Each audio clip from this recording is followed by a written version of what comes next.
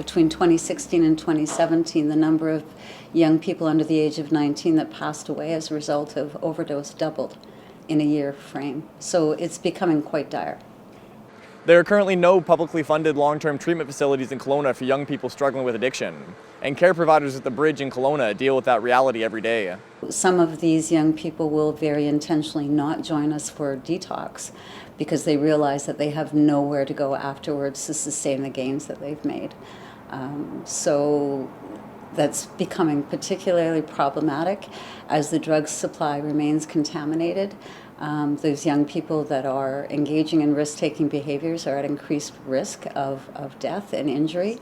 We've worked with families to try to access resources out of province, but sometimes those resources just don't exist, or those that exist turn them away because they're either not old enough or are experiencing problematic mental health issues at the same time and so aren't accepted into program. Well, the Bridge offers a 15-day detox program for those under the age of 18. Once those 15 days are up, many times there's nowhere for the young person to go. The Bridge has proposed opening up a 6-bed long-term program for young people in Kelowna, but they've yet to receive government funding. Most of those young people need a higher intensity level of service that follows that up to help them to stay substance-free. Treatment programs vary, but we can usually look at a young person being in care for 3 to 6 months for those survival strategies to really kick in and take hold on a young and developing brain.